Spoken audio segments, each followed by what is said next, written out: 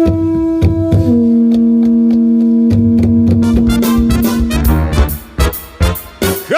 to you live from a little grass shack in the middle of the Pacific Ocean, it's the Junior Kekuewa Jr. Show, starring Junior Kekuewa Jr. You have no idea. Hurry up, let's do it.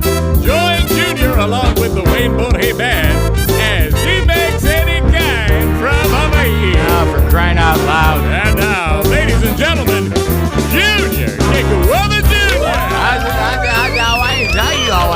How you going? Okay, Owens. All right, time to... Hey. All right, never mind. Same old thing. Good morning, good afternoon, good evening, wherever you are on the globe, in the realm, in the realm. Okay, but first, we have a podcast today. Believe it or not, we have a podcast. We almost had to do the best of, but we have a podcast. But first, the attitude of gratitude, always. Okay, so we'd like to thank you for joining. Okay, for joining the podcast. If you're here for the first time, we'd like to welcome you accordingly, and we go over some of the stats so that we acknowledge the countries, the new countries actually that have tuned in. So our demographics, just for overview's sake, our audience, we'd like to let you know that 76.8% is male. And 22.8% is female. So the girls kind of, they're girls. They tune in, they tune out. They tune in, if you're not interesting, they tune out. Okay, guarantee. All right, so our younger demographic, we actually have 1.2% of people under the age of 17 tuning in. So 13-year-olds, 14, 15, 16-year-olds. So we try to keep the podcast clean, okay? And we hope that we are inspiring you. Okay, so and then our strong demographic is 28 to dead. Okay, we have to say that. And our countries, so the last countries, we want to acknowledge the last few countries that signed on. We have tons of them. But Poland, Peru, Guam, Kuwait, El Salvador, and Oman are amongst the last few countries. So, welcome and aloha from Hawaii. Now, on today's podcast, we're going to talk about a lot of things. Okay, but first, the thing I really want to get to you is you manifest who you are. This is a law of attraction podcast, okay? So you manifest who you are, no matter what, okay? And who you are, okay, let's define the who you are part, is actually, okay, for our purposes and manifestation purposes, the who you are is actually your subconscious beliefs, what you believe to be true about yourself, about the world, about everything. Okay, because those beliefs, if you look at it like a tree, the subconscious, subconscious beliefs are the roots of the tree. The body of the tree, the trunk of the tree, that's your paradigm. So based upon what you believe, your paradigm is constructed, how you see the world, okay, how you see things, your attitude towards things, okay? That dictates your actions. So the actions are the fruits of the tree, okay? And those fruits bear results. Okay, so your actions, right, always have a result. So that's how the subconscious tree works. Okay, and that's what when people tell you, well, you don't manifest what you want, you manifest who you are. So when they say stuff like that, you have to understand what they really mean. Okay, now some of those guys don't even understand what they mean. Okay, because they don't understand it like that. Excuse me. They don't understand it like that, okay? They don't break it down for themselves like that. What they say is they just have this general idea that you manifest who you are deep inside, whatever. They think you're born with a set of predetermined, determiners. That's a new word, Hawaii. That's a new word, Hawaii, right there. Determiners, okay? So, a preset bunch of predestined actions. And that's not true. You have a choice. You always have a choice. You have freedom of choice. Okay, so now God lives inside. Okay, God lives within you. Now, when you tap into that, okay, and for some people, it's deep prayer. For some people, it's deep meditation. For some people like me, it's both. Okay, but those things, when you're in touch with inside. Now, I learned to do this at a very young age. At a very young age, my mom used to drop me off. Okay, this is no exaggerating. She used to drop me off at this place called Waimea Canyon with nothing but my backpack. Now, in those days, there was no pagers, there were no cell phones, nothing like that. And we lived, like, I want to say an hour and a half away, well, maybe an hour, about an hour away from where this place was. And my mom used to drive me up there. She was so cool. She would drive me up there and drop me off, and that was it. And I found my way back home. Okay. Now it wasn't like she was dropping me off, as a punishment or anything. No, I told her, I said, "Mom, I got my backpack, I packed everything, drop me off up the canyon." And she would take me to the canyon, and I would just go by myself. Okay. Now I was like 16 when I did this. And so 15, 16, and I think 17. Yeah, by the time I was 17, I was over it already. But 15 and 16, and I used to go down. I used to hike in the canyon by myself. I used to go down, not very far down, but so if you went a little ways down into the canyon, there was a waterfall, there was a stream, there, all these things, and you could actually be by yourself. Like it wasn't crowded. Okay, this was the old days, okay? And so I used to go down into the canyon, and I used to be with God, okay? Because I used to talk to God all the time. But I talked to God like a person. I didn't talk to God like I didn't pray like formal prayers. And I just used to talk to God. And I used to ask God for stuff, and as far as I can remember, like I always had stuff. But I always talked to God about it. But when my mom would talk to me about God, I would always, tell her because my mom would tell me stuff like, God is going to punish you. You keep that up, God is gonna punish you. And I'm like, what's God's last name? Because I was a teenager, right? So anyway, she would drop me off, right? She would drop me off up at the canyon, and I would just have the time of my life. I would just be by myself. I would just, do my thing, right? And in a couple of days, I would show up at the house. I would show up back at the house, and I would hitchhike back. I would hitchhike home. So we did those things. Back in the day, you could hitchhike, okay? There wasn't like serial killers or weird people. So you could actually hitchhike from one place to another, and people would take you. It was friendly like that. It was a different world, much different world. Okay, so anyway, so there was that, okay? And I'm setting the stage like that because you manifest who you are, guarantee, okay? But you can also manifest what you want. You just have to make it a subconscious belief. You have to make it part of who you are, okay? So how do you do this? Affirmations, meditation, vocalization, visualization, okay? So now in my 20s, okay, like right out of high school, right? And I was still talking to God. I was still, conversing and asking and whatever, praying. I was doing all of that, right? But see, on the side, like on the other side of things, I was like 19, 20, 21 years old, okay? And angry coming out of childhood, angry for everything that happened, okay?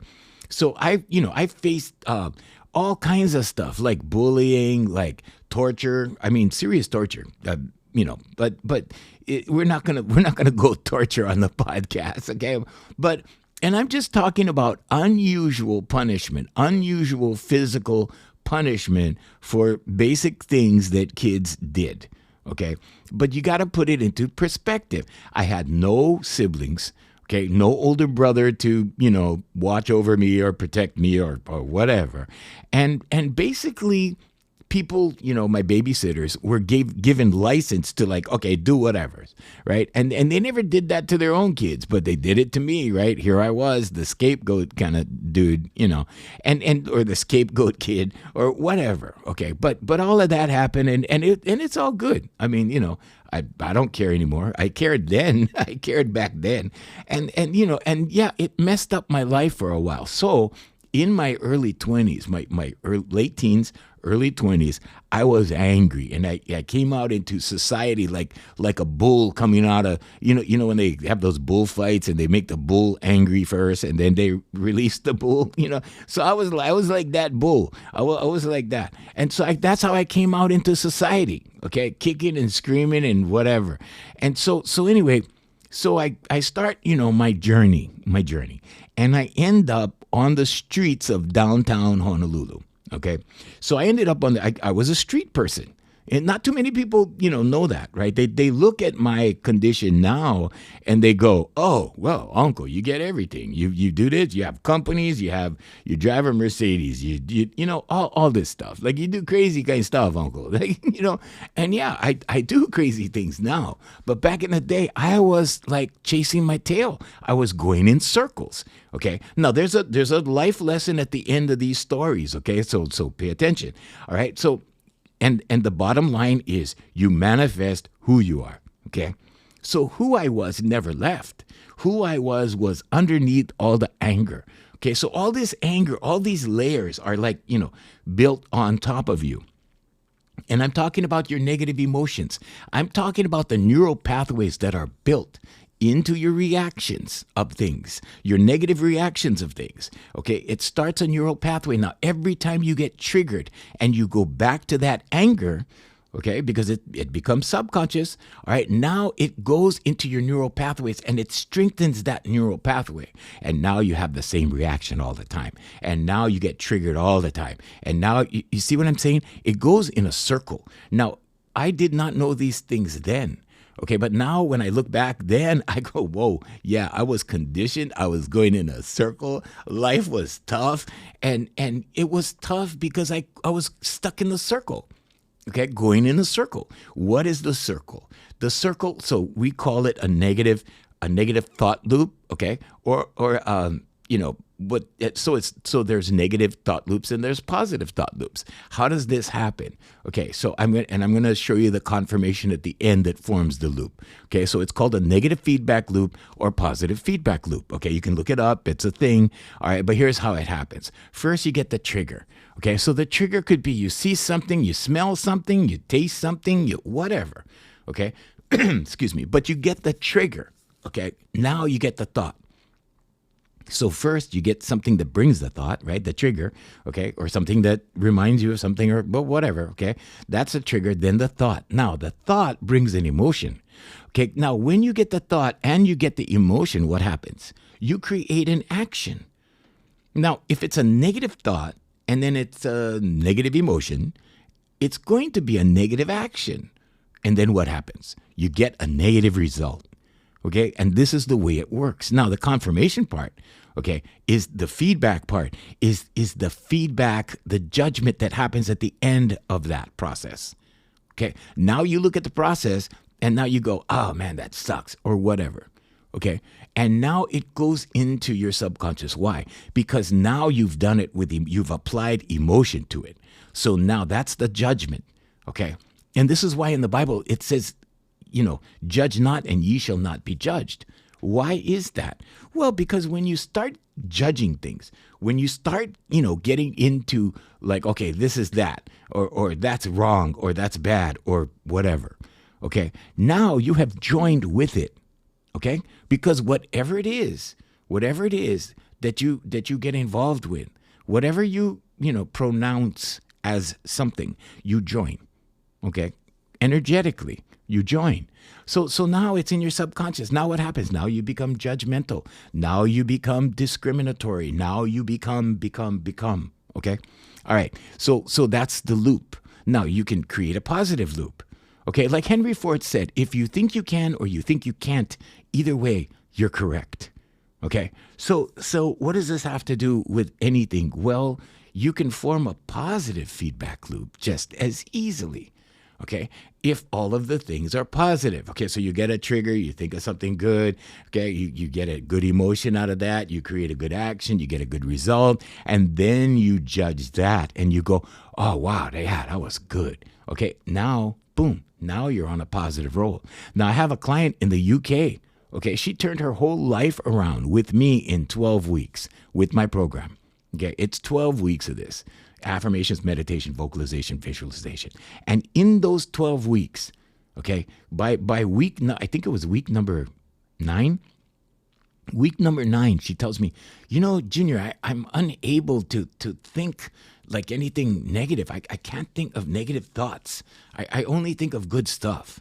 And I'm like, well, of course, because you've turned it around. Now, instead of being caught in that negative thought loop, you're caught in a positive thought loop. Okay, they used to have a joke, Cheech and Chong, this old group, the comedy duo, right? Most of you have heard of them. You old timers know them, okay? But you younger guys, Google, okay? Google. All right. So Cheech and Chong, they have this bit on one of these bits that they did on their records, their early records.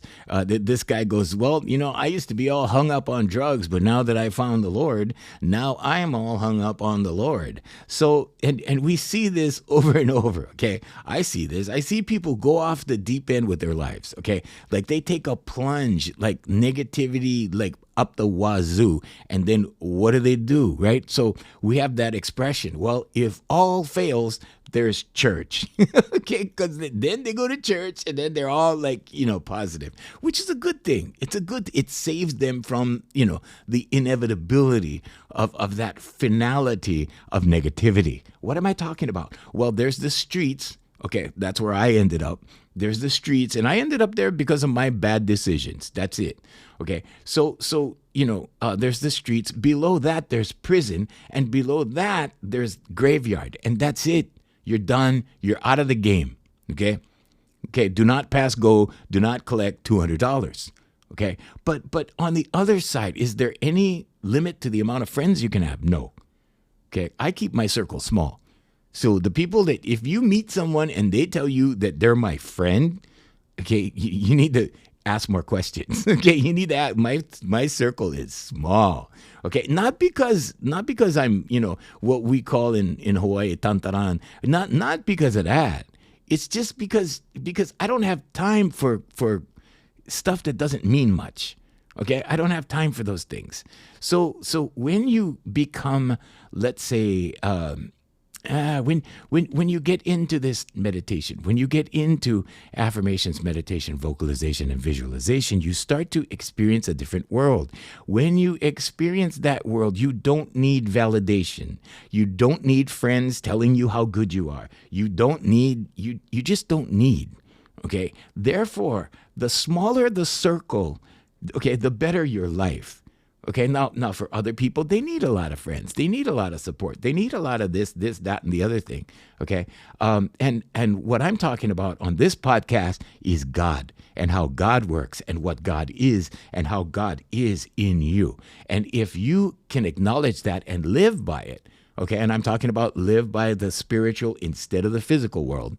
Okay, then you don't need at all. You don't need. So I don't need. All right. So anyway. Now, let's get back to the subconscious. Okay, so now in your subconscious, right, you have all these beliefs. You don't know what you believe until it comes up. And then you have this belief about it. Then you go, oh, yeah, well, I think this is that. I think, this, that, and the other thing, whatever, right? So in my 20s, here I am on the street. Okay, now, am I mad at God? Am I mad at him? No, not at all. I was on an adventure. Like, I was having fun. Like this street thing for me was like camping. It was kind of like I was back in the canyon, but I wasn't by myself. I was with these other guys. I met some pretty cool people.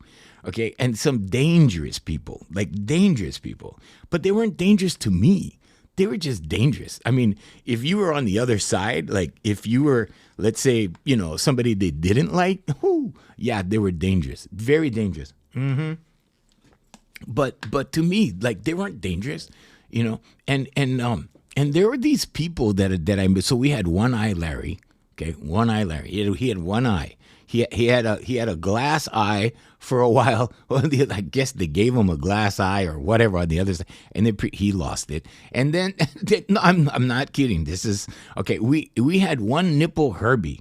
Okay, so Herbie got into a knife fight and they cut him right across the chest and he lost a nipple. Okay, so we one nipple Herbie. We had one leg Sonny. Okay, so Sonny had diabetes. He was in a wheelchair. And these guys were all on the street. Okay, they were all at the Street People Mission. Okay, and so Sonny, we had one-legged Sonny, and so he was missing a leg because he had diabetes and he had surgery and that kind of thing. So and we had one-ear Gypsy. Okay, so Gypsy got in a scrap one day, and somebody bit his ear off, the other ear. Okay, these are the kind of people that I was hanging out with. Okay, I wasn't like doing what they were doing. Okay, but I was around them. So I saw these things from day to day. I experienced it, and a lot of these guys were so cool. Okay, when they weren't drunk or they weren't on something, okay, because some of them were on paint, some of them were on pills, some of them were on, whatever, okay, whatever they could afford. I mean, but these guys were like, committed to the high. They were committed to being in that realm that they were in, okay. And but when they were just normal people, like, they were great. They were really cool people, right? So anyway, so this journey of mine, right? I was on the street sleeping, at the exit door of the theater, and some nights it was so cold. I don't know if you've had bone chilling cold, okay, where you are shaking like at your bone level, okay, but that happens at 4:00 in the morning, okay, and so anyway, and some nights you can't sleep because you don't want to experience that kind of cold, so you walk around, whatever, and you turn into this kind of like sleepless zombie kind of state, and then pretty soon the sun comes up, and then you can find a place to sleep, and a lot of people slept in the park and whatever, so all of these things are going on in my early 20s, right? So, for about 3 or 4 months, I was like that. And then I got into this Section 8. So you move up, right? You know what I'm saying? So I'm starting to attract who I was, okay? Because now I'm off the street, right? Because was I, internally a street kind of person, mentality kind of thing? No, not at all, okay? And I attracted everything that I have today from that period on, right? Because at that time, the whole slate was just erased. Okay, so like nothing, right? And then from nothing, it started building back into who I was inside, okay, spiritually, from the inside out. Okay, and that's how it works. It doesn't work from the outside in. So, these guys that amass fortunes and then they lose their fortune, right? And then they get it right back. Why? It's because of what they believe internally. Okay, so I knew this guy in radio that was like that in Hawaii. His name was Aku, and he lost everything twice, like everything. He was a millionaire, right? Became a millionaire, lost everything, became a millionaire, lost everything, became a millionaire, and then, and the rest, as they say, is history, okay? But it's that formula you have in you. It's the beliefs that you have in you and that connection to the superconscious.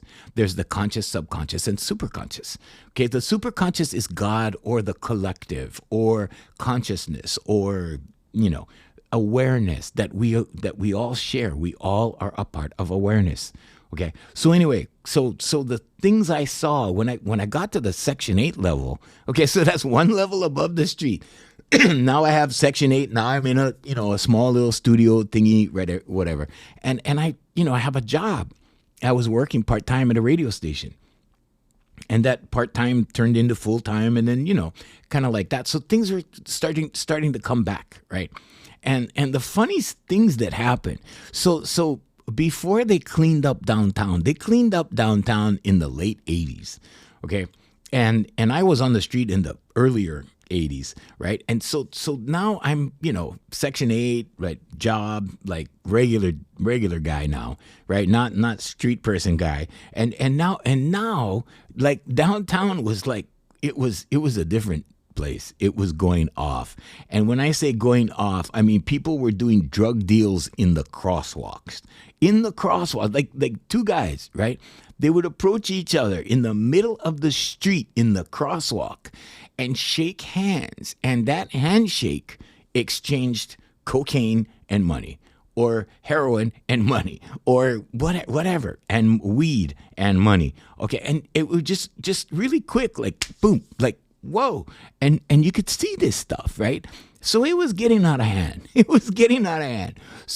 So they started to clean up downtown, but before it got cleaned up, okay, these guys were shoplifters extraordinaire, like unreal, okay. And there's this one time with my uncle that that I had this experience. That was so funny.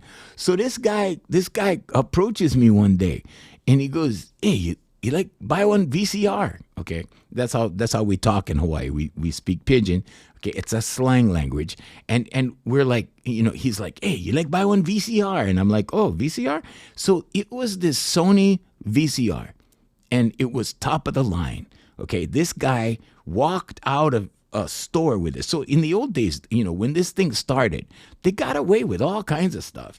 Okay, so they would walk into a store, and this store was this Japanese store downtown, and they would take a piece of tape, the security tape, and they would go into the rubbish and find a receipt, and they would tape the receipt to the box, and they would walk right out of the store. And the security was like standing at the door. And the security would see that there was tape and a receipt on the box, right? And they wouldn't check. They didn't check. And the and he would be walking out the front door, and the security guard would go, "Hey, aloha," and he would go, "Hey, aloha," and he would be walking right out with the thing, okay, with the VCR. Now VCRs were walking out of Sears, okay. I want to say weed whackers, like everything you could think of was just walking out the door. Okay, now back in the day, they didn't have the kind of security they have now. They didn't have those beeping things. They just had security guards standing at the door. Now, when you're getting paid minimum wage, and you're not going to work too hard. You're just going to stand there and aloha everybody. So all these things came out. So they would show up in Chinatown. They would all show up in Chinatown. And so this VCR, right? So I go, "How much?" He goes, $100. $100. Like, this VCR was like a $400 VCR. Back in the day, that's how much it cost. And it was like a 4-head stereo, whatever, surround sound. They didn't even have surround sound yet, but whatever. It was like the top of the line. So I bought it, right? I gave the guy $100, and so. But it was, it was stolen, right? I knew it was stolen. I was, but it was a deal, right? So, okay, so I bought the thing. And then now I start joining all these video clubs, and I'm watching these comedies, and I am just laughing all night long. And I'm having a party with this thing, right? And pretty soon, I don't remember the sequence of events, but I bought a new one. And this time it was legit, right? I didn't want to get any more stolen stuff, right? But that was the culture. Like and you didn't even know what was stolen and what was not. But things just looked too good to be true, like a $400 VCR for $100, right? But anyway, so now all of these things start showing up. Microwave ovens were walking out of Sears. Okay, like just like that, and at the door, everybody was, "Hey, aloha," go on his way. And so and then they would take orders. These guys were taking orders. So these guys would, come up to you and go, "Hey, so what you need this week?" And they would take orders, okay? And I would be like, "Well, I don't really need anything," But they would go up to other guys. "Oh, what you need?" "Oh, I'm looking for a drill, cordless drill," or what. They didn't even have cordless drill, but tools. Like I was looking for tools, but I need tools. "Oh, you need tools," and like the next day, he would show up with this elaborate tool set, right, and sell it to brother for $100. I mean, like, it was crazy kind of stuff. So, I mean, just crazy Hawaiians, okay? So now I take this thing, because I bought one now. So I have a good stereo VCR now that I bought, with my own money. And now I take the other one, okay, the one that was a little warm, and I take it to my uncle. And I give it to my uncle, and I go, "Hey, uncle, this is much better than the one you have." So he takes it, and he's ecstatic because it's a Sony, it's stereo, it's this, that, and the other thing, and his was just regular, whatever. And so now he's using that one. Well, in a couple of weeks, that one goes on the blink, and now, and I work for my uncle at that time. So I'm, there with my uncle every day doing work, and, we're high pressure washing trucks and stuff like that. And so I'm doing all that kind of work, and, I'm moving the big rigs, the 18-wheelers, and, and people don't, they would look at me now, driving, my car, and they would go, nah, brother never drove an 18-wheeler. Yeah, I used to, in the parking lot. I used to go line them up, everything. So I had that experience. That was really cool. I loved that. Anyway, and I have so much respect for truck drivers. I mean, these guys have to really be good.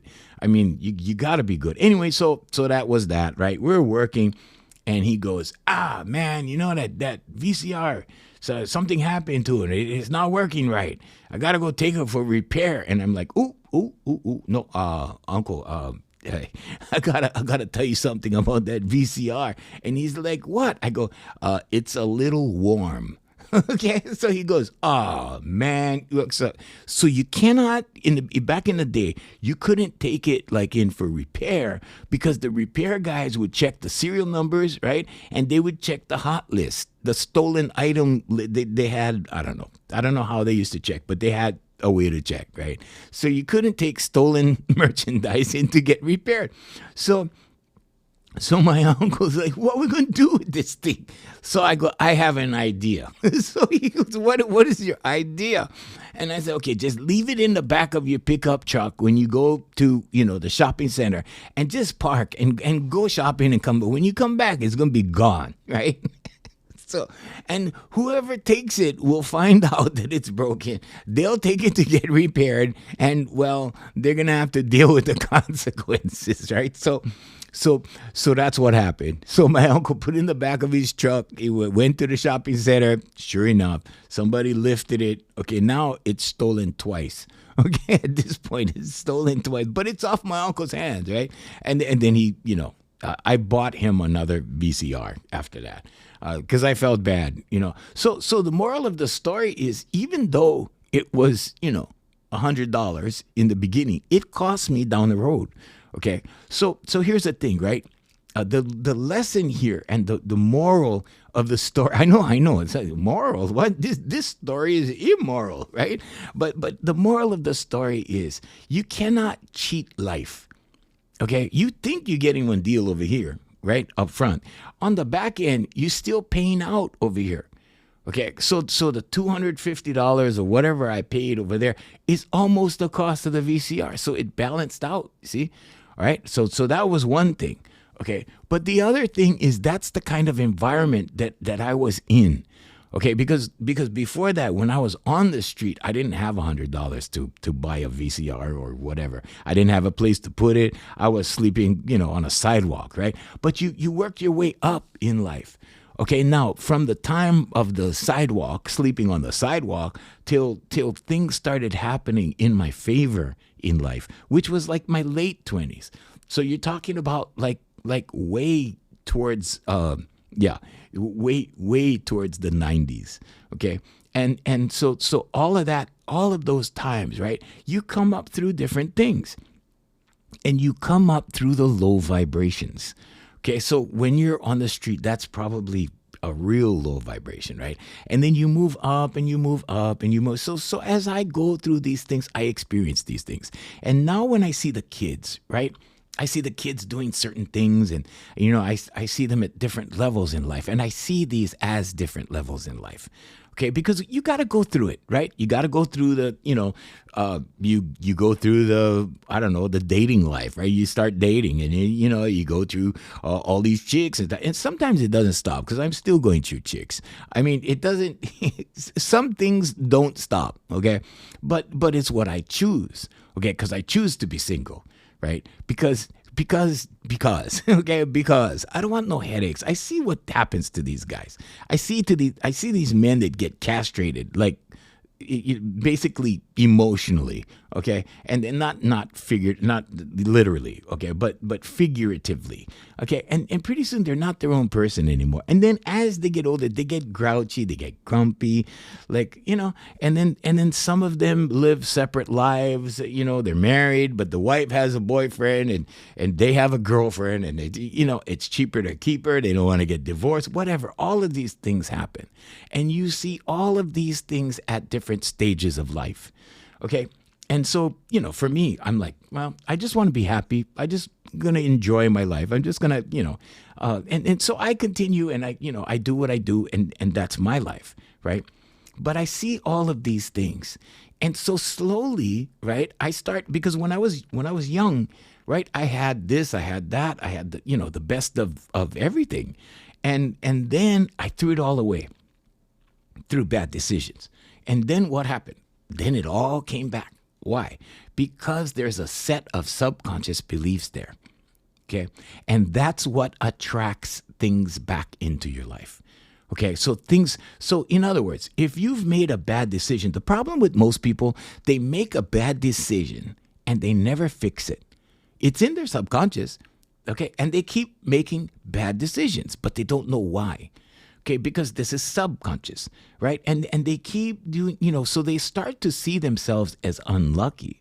And I'm like, no, it's not unlucky. You're just stuck, okay? But you're stuck in a circle.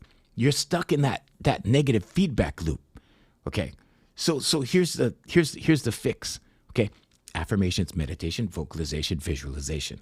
Okay. Start doing your affirmations. If you need to get a hold of me and receive a plan, I will give you a complimentary plan.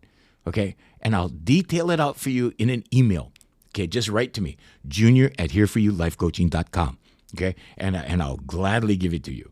Okay. But you see, most people are comfortable with the rut they're in. They're comfortable. They're happy. Why? Well, because, drama is better than nothing at all, right? So you know what they say, right? Negative attention is better than no attention at all. And that's what it is for most people, right? Because they're stuck in this thing that they're stuck in. They see their life as this huge challenge that they have to struggle through, struggle. Then what they do is they turn around and perpetuate the struggle. They glorify the struggle. Okay, they praise the struggle. What does that do? It cements it more into your subconscious. Okay, the struggle is real. No, the struggle is here. It's in your mind. It's up here. Okay, this is where the struggle is. I'm pointing to my brain. Okay, that's where the struggle is. The struggle is in your habitual patterns. The struggle is in your thinking, the way you think about things. When you change the way you think about things, everything changes. Okay, you just have to think about it differently. So what am I here for? Well, I'm here to get you to think different. So I say some things and, you sometimes it's funny, right? And you go, yeah, that's funny, but I never thought about it that way. Yeah, that's what I'm here to do. Okay, I'm here to clue you in to that. Okay, so listen to my crazy little ideas, and when you start thinking about it, you go, yeah, Uncle has something there, right? And I've been doing this all my life, ever since I've been talking to God in the canyon, okay, till now, right? And there was this one time where I went into this valley called Kalalau on the island of Kauai, and I stayed there by myself. I stayed there by myself. It wasn't actually, it was Hanakapiai. It was the first valley. And I stayed there by myself, right? And I hiked in, and at dawn, like when the sun wasn't even out yet. It was just dawn, and I was hiking the trail out, and I hitchhiked back. And, so I did all these things, but I always stayed close to God. Okay, I always talk to God. Why? Because you don't need a church to tell you that God is in here. You can feel that God is in here because you experience things that you can't explain and you go, whoa, what was that? How did that happen? Right? We all have things that happen in our lives that we have no explanation. How did this happen? I don't know. How did that happen? Like, is that a coincidence or is there a God? And the answer is, there is a God. The answer is, God is in you. You are an extension of the Creator. Okay, so we're all small little creators, okay, that belong to the big Creator. Now, I don't care what you call the Creator. You want to call it Jesus Christ, you want to call it Allah, you want to, and with all of these things, you have different dogmas, you have different belief systems, you have different practices. Some people, I don't know, they pray 5 times, right? The Islamics, they get down at Nation of Islam, whatever, Islamic people. Okay, so whatever. Everybody has a different way. Okay, Catholics make the sign of the cross, and of course, then you realize it's an upside down cross because of the dimensions, and then it's like, well, whatever. I'm just saying, okay. There's all kinds of conspiracies for everything, okay. And then the Masonic religions, Jehovah's Witnesses, the Mormons, they're Masonic, and you look at this and you go, oh wow, so what is this? But what I'm saying is everything is different, but whatever you believe is in you. We're all created the same, okay? You're created the same. I'm created the same. We all start out in life with the same amount of, let's say, potentiality, okay? Potential. I don't like the word potential, but I'll use it in this context, okay? Because you have the potential for unlimited growth. Now, growth is not just bank account, okay? So if you think that money is going to solve all your problems, okay, I can tell you firsthand, money doesn't solve your problems, okay? Sometimes money makes the problems bigger, okay? Because now you're at a new level. Now you're making more money. Now you have more to keep track of. Now you have more taxes to pay. Now you have more things to do to be responsible for. Now you have more things to keep going, okay? So be careful what you create. You become a slave to your creations. Okay. So what are you creating, Hawaiians? That's the big question. What are you creating? Are you creating a mess for yourself? Are you creating a simplistic kind of life that you can scale? Okay. Because, I was just talking to a client the other day, and I said, you have to make your process easier. You have to make your process simple, because you cannot scale complexity. Okay, you cannot scale complexity. You cannot take something complex and complicated, okay, and then magnify that 20 times and then have $1 billion corporation out of it. And it doesn't happen, okay? So everything scalable is very simple in its origin. Then you can magnify it. Then you can multiply it. Then you can grow it. Then you can make, millions and millions of dollars if you want to do it or whatever. Okay, that was never the goal with my companies. My companies were about freedom. My companies are about okay, I get to do this, and if I want to do that, I can go do that. And then if I want to go do the other thing, I go do the other thing. If I want to produce a recording, I go produce a recording. And so that has been my motivation for my companies, right? I could care less about the Fortune 500, really. I mean, those guys that are doing that, okay, good for them, right? But they have bigger responsibilities. They probably don't enjoy the kind of life I enjoy, and vice versa, okay? Because I'm not on a, $10 million yacht, sailing all over the world or, whatever. And I could care less about that, okay? Because I enjoy what I'm doing. And what I'm doing is I'm changing people's lives one by one by one by one. My mother is an educator. My dad was an educator. So, I kind of fell that way. It kind of that was my, I don't know, genetics, whatever. My son, same thing. My son became a drill sergeant. So he's a teacher. We just haven't seen what my grandson is going to do. So, and I have a feeling he's going to be a teacher of something, because that's what's in the family line. That's the thing, right? That's our thing, is teaching. But and when you're a teacher, see, I can tell who's not a teacher. In my high school, I knew who was a teacher and who was just coming to work pretending to be a teacher, right? And there were more of those than there were real teachers. Okay, I had 2 real teachers in my high school, 2 of them, just 2. Okay, the others were not real teachers. I mean, there was a couple, but I only had 2. I had 2 real teachers in my high school. That was it, and I was in their class. And in fact, one of them gave me straight A's, right? And in history for 1 semester, and that's all I refuse to do any more than that. But for 1 semester, straight A's, right? But he would lecture like a college class, and everybody hated it. Why? Because they had to pay attention, right? But I was good at it. I was good at paying attention, right? So I learned a lot, and I appreciated that type of learning, but I dropped out of college. Okay, go figure, right? Because there was nothing interesting in college for me, nothing. I wanted to do a whole different thing, and I did. okay, until it was time to teach, and then when it was time to teach, I was like, okay, well, if I have to, and I did a podcast. Go look for it. It's called I Ran from Teaching. Go listen to that podcast, and that'll tell you the story. I tried to run as hard as I could, as far away from teaching as I could. Okay, but boom, here I am. And so anyway, so bringing this podcast full circle, okay, Hawaiians, I just wanted to share that yes, there are levels that you go through. Yes, there are things that you go through. There are things that you become associated with along the way. There are things that float in and out of your life that you don't have to engage with, that you can just observe, or you can engage with. I mean, sure, was I right for buying a $100 stolen VCR? No, not at all.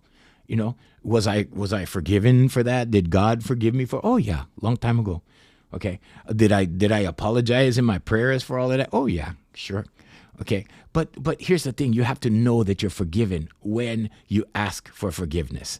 Okay. But you have to believe in it. Okay. Ask, believe, receive is the formula. I don't care what you're asking for. If you're asking for something material, if you're asking for some freedom, for some time, for some sanity, for some whatever, time out, whatever you're asking for, okay, a relationship, whatever it is, okay, but you have to ask and you have to believe in the asking. Okay, a lot of people ask for stuff, but they don't believe in what they don't even believe they're going to get it. They don't even believe that it could exist for them. Why? Because they're too cemented in that negative feedback loop. That's it, pure, plain, and simple. Now, when you break free of your conditioning, when you break free, and so here's the thing, right? This is the catch, and this is why most people going, I'm not conditioned. What are you talking about? There's no conditioning. What? No, you are. It just depends on what you're conditioned into. Now, if your conditioning is bringing you good results, if you're happy with everything in your life, whatever, the majority of things, let's say if you're happy with 80% of your life, then there's only 20% to work on, okay? And if that's not a big deal, then keep your programming, keep going, whatever, okay? Because this explanation is at a different level. It's at a spiritual level, okay? But here's the thing. You have command over the physical world all the time. You can bring things in from anywhere. Okay, there's guys in prison right now that are bringing in contraband, right? And they're having a different kind of prison life right now, okay? Because things are coming to them. Why? Well, they're attracting it, okay? Yes, they have ways, okay? But that's also attraction, because otherwise it would not happen. Okay, so just to give you an idea. So no matter how the economy is, no matter how tough you think you have it, you can change the way you think about things, and that will start to bring you a different situation. It will start to change your life, okay? When you change so when you look at something, right, perception, okay? When you change the way you look at things, the things you look at change all day long, 24/7, all the time. But you need to shift your perception. And when you start to shift it, amazing things happen. Okay, so that's the life coaching part. So write that down, Hawaiians. Okay, write that part down, because that's the part you need to remember. Okay, so people, we are all conditioned into whatever we're conditioned into. Okay, take a look at everything you enjoy. Take a look at your hobbies. Take a look at your friends. If you show me 5 of your closest friends, I can tell you who you are. Okay? The universal law of correspondence tells us whatever is happening right out here in the physical world, right around you, okay, is happening in you. Okay? If you're organized inside, your desk is going to be organized, your car is going to be organized, your garage is going to be organized, your house is going to be organized, okay?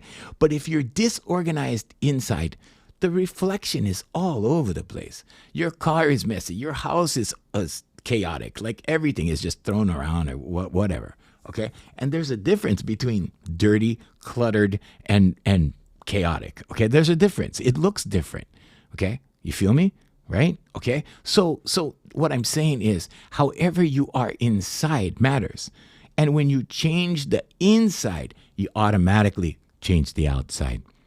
So I've been at so many different let's call it levels of society, or let's say different, cliques in society, or observed, many different areas of society. And I can tell you that all of this experience for me was important, because now when I'm teaching, it's relatable.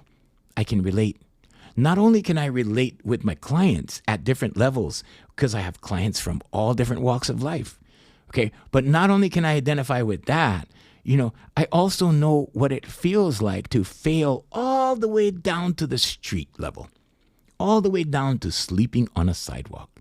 But I wasn't angry. I didn't blame God, right? And I saw it as an adventure. Would I want to do it again? No. No, I would not want to do it again. And I don't recommend it for you either, okay?